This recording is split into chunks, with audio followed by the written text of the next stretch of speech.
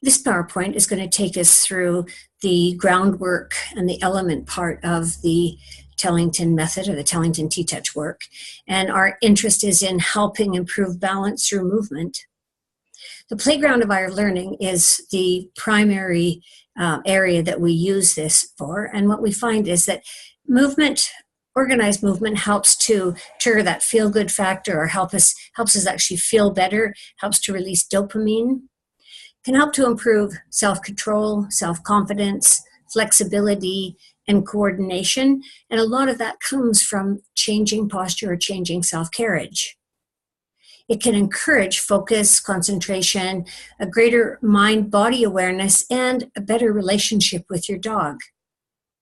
Can provide a vital step in rehabilitation, whether it's handling issues. If you have dogs that are sensitive to touch or a little bit defensive about being touched, taking them into movement is extremely vital.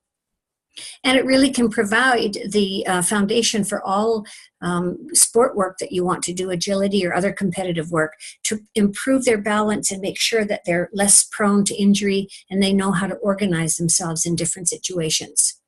So if we think about balance, movement helps animals feel safe.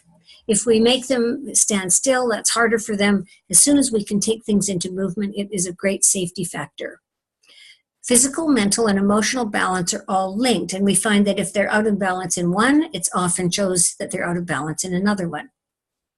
So slow movement actually builds muscles at a deeper level than fast movement. And it does this by improving physical balance and proprioception. And the muscles will learn at a much deeper level. So here's a dog that's clearly not in balance, on a collar, wanting to get somewhere else and being pulled on. Now, with this dog being in a harness now with 2 points of influence instead of just on the neck, allows the dog to walk in balance much more easily, and of course it's functionally, physically much better for the dog. So some of the different elements that we use in the playground: the labyrinth, which is any form of maze, and there's many different types of labyrinths, different surfaces, a fan, cavalettis, cones, hoops, ladder, teeter-totter, walkover, pretty much anything that you can dig up and find if you don't have exactly the right ones. Bicycle tires work great. They're easy to get, and they don't slip the same way that hula hoops, for instance, do. So here's showing a couple of dogs in labyrinths, and the turns in the labyrinth, the corner of the labyrinth, really help you get a sense if a dog can bend right to left, if one's easier than the other. And of course, this is helpful in terms of in agility, just your dog's overall well-being. The more imbalanced they are, the healthier they may stay. This is a walkover, and this is a dog that had showing that head collar with a second point of contact on the harness in order to be able to influence them. Now here's some different surfaces that we use, and the dog on the right is actually blind, so we're using the wand or this stiff stick to make contact with him to help him feel his body a little bit better. And we want to encourage the dog's heads to come down, and so the surfaces are excellent. Plus, they also get you a chance to see what's your dog, comfortable with. Where are they a little bit concerned? And then what we do is we chunk it down to make it easier. That's the whole idea of this. Make them successful so that it can help to build their confidence. A ladder can be used, a walkover that can be made with a variety of what you happen to have, tires, a board. Here's a fan that we made. You can raise it on one end. You could have alternate poles raised, just depending on what you can do with your dog. Now, ideally, we'd like them to go through it with their head to be able to be down, which helps their back and will help them move through in a different kind of balance and be more relaxed. So with behavioral concerns, dogs that have trouble with car travel often lack balance, and they may have a sense of claustrophobia. Balance is a huge issue. If they have concerns of standing on a table, whether it's at the groomer, the vet, or at shows, can be helpful. Getting onto weight scales, anxiety about walking over novel or slippery surfaces. So once again, we chunk it down, we make more space, we take them across it, we simply change it so we help them gain more confidence. We might find a body wrap would be helpful. For dogs that have reactive behavior, it gives them something to focus on. It gives you a mindful exercise to encourage the dogs to have new experiences. Can very much help with timidity or dogs that are overly excited. So this was a dog that had trouble getting into the car. She'd have some tension through her back sometimes and would just simply lie down outside the car. So what we want to do is chunk it down. So we added a walkover, which allowed the dog to come up to the back of the car, make it easier for the dog, and then she was more able to jump in. If dogs that are sensitive to contact, you may find that introducing some of the ground exercises can allow you to simply drip feed or just do little bits of touch or little bits of contact when you pause during the work or say in the labyrinth. Slow movement helps to encourage flexion through the body. Dogs that tend to be reactive tend to be stiff through the ribs, and this slow flexion or flexible movement, whether it's through cones or the labyrinth, can really help with reactivity, can help to calm dogs and people. And it's a great starting place for dogs that are concerned when they're being touched. So puppies, groundwork gives them great new experiences in a safe environment. There's so many things that you can do with, pools with either balls in them or water bottles or newspaper, whatever you happen to have on hand. Give them a lot of positive new experiences. And it's been shown that puppies that are exposed to groundwork tend to be calmer in nature, mature more quickly, and have more increased focus and self-control.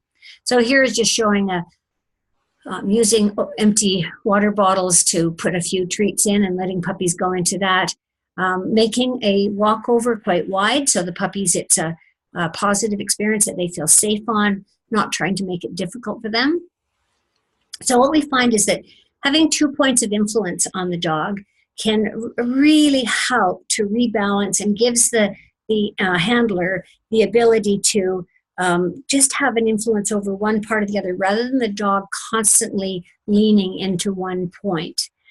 If the dog is really falling forward by stroking on the front leash, it helps to bring the dog off the forehand. Now, a lot of front-only attachment simply will stop dog from pulling, but it tends to do it by pulling them slightly out of balance. And our interest is to help dogs be in better balance. And we find that for the human, the handle with the 2 points of contact often makes that easier as well. So we have some different leading exercises that we do that, again, give animals novel experiences, because in order to change a habit, what we have to do is do something in a different way. So all the homing pigeon means is that there'll be a person on either side of the dog, like wings of a bird. It can be a great way to introduce new people. You just give them as much space as the dog needs to have. Can be an extra buffer if you're working with dogs that have reactivity issues. It can give dogs information from both sides of the body, and this is really beneficial for dogs that have a tendency of leaning in one side or the other. And of course, it's an unfamiliar and novel experience, which is what actually activates the thinking part of our brain. So the beeline is an exercise that we started actually with puppies, and it was started with a puppy that had started to leash grab and so on at 12 weeks old. And it was just, he was put into a harness with literally a piece of clothesline in it and allowed to just move, and they followed him. And for dogs who are lag on the leash, for puppies, for dogs that are concerned about new people, this is a great exercise because the dog can move back and forth on that line, and you can get much information about how they're feeling. If they want to stick close to their person, it doesn't matter. So animals that freeze, it's really useful for, and it helps handlers get the idea of a loose leash because you can't just make it tight because the rope literally slides. It's a non-habitual for both handlers and dogs, and it can help with separation concerns. And I consider it the space between being on leash and off. There are many dogs that are much better off leash or on leash, and this is a way of kind of bridging that gap, if you will. So this is a little dog that was a little bit anxious with new people, and just giving her the experience, and she would tend to freeze. And it's not about pulling her or making her go forward. We just gave her an experience of having more choice.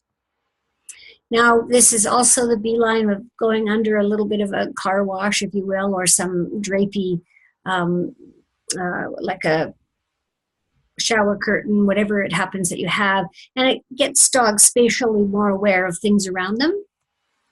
So the butterfly is a variation. And instead of just having this single rope go through the back, we goes through the back and then back around through the front. So there's a little bit of influence from the chest and from the back, helps with really forward going dogs. They can't lean from side to side with either of these, but this gives the dogs a little bit more direction than the beeline. So for some dogs, they don't feel very safe when they're not given direction. So this is a step that can be extremely beneficial for those dogs. You can see, in this case, we use the butterfly with a handle, and you can give the dog lots of space depending on the length of your rope. So I hope this gives you kind of a sense of some of the aspects that we might be doing at the workshops, and we will delve further into this at the workshop and also when we are in our other online courses.